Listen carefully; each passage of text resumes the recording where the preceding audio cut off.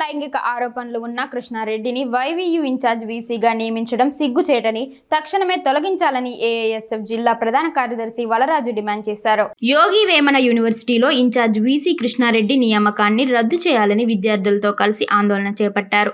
Incharge వీసీగా నియామకం అయిన కృష్ణారెడ్డి గతంలో కృష్ణా యూనివర్సిటీలో రిజిస్టర్గా పనిచేసి అవినీతి, లైంగిక దురలవాట్ల వల్ల అక్కడ ఉన్న ఉద్యోగులను, విద్యార్థులను లైంగిక వేధింపులకు గురి చేస్తున్నాడని 1.5 సంవత్సరానికే ప్రభుత్వం తనపై కమిటీ వేసి సస్పెండ్ చేసిందన్నారు.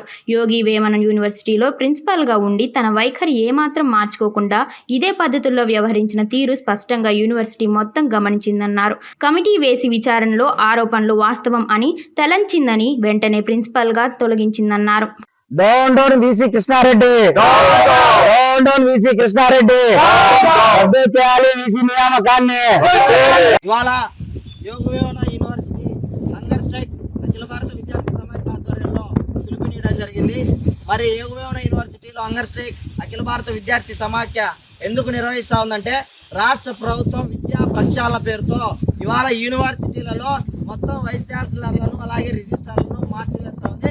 ఈ క్రమంలో కడపలో యోగి వేమన యూనివర్సిటీలో ఇన్ఛార్జ్ వీసీ కృష్ణారెడ్డిగా నియామకమైనటువంటి కృష్ణారెడ్డి గారు ఏ విలువలతో ఆయనను కృష్ణారెడ్డి గారిని ఇన్ఛార్జ్ వీసీగా నియమించారో సమాధానం చెప్పాలి.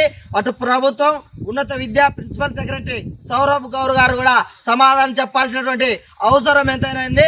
ఇదే యూనివర్సిటీలో ప్రిన్సిపల్ గా పనిచేసినటువంటి కృష్ణారెడ్డి గారు విద్యార్థినులను అలాగే మహిళా ఉద్యోగినులను లైంగికంగా వేధింపులకు కారణమైతే అప్పుడు పనిచేస్తున్నటువంటి వైస్ ఛాన్సలర్ సూర్య కళావతి ఆయన్ని సస్పెండ్ చేసినటువంటి ఘటనలు ఆ రోజున ఉన్నటువంటి మీడియాకు, ప్రతి గోడకు, యూనివర్సిటీలో ప్రతి విద్యార్థికి స్పష్టంగా తెలుసు. అదేవిధంగా కృష్ణా యూనివర్సిటీలో పనిచేసేటప్పుడు రిజిస్టర్ గా 2019-21 కాలంలో ఆయనను 2 ఏళ్ల పదవి కాలం అయితే ఇదే కారణాలతో అవినీతి, అక్రమాలు, లైంగిక వేధింపులు ఇలాంటి అనేక కారణాలతో అతన్ని ఏసీబీ ఎంక్వైరీ వేసి ప్రభుత్వం కూడా అతన్ని కిందికి దించినటువంటి పరిస్థితి.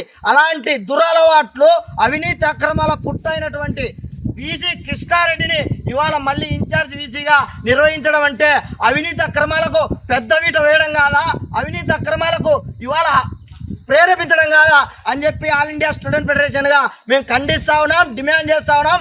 ఒక్కటే అడుగుతా ఉన్నాం, ఇవాళ యూనివర్సిటీ విద్యార్థులుగా, అఖిల భారత విద్యార్థి సమాఖ్యగా యూనివర్సిటీలో విలువలు విద్యార్థులకైనా, ఆచార్యులకు అవసరం లేదా?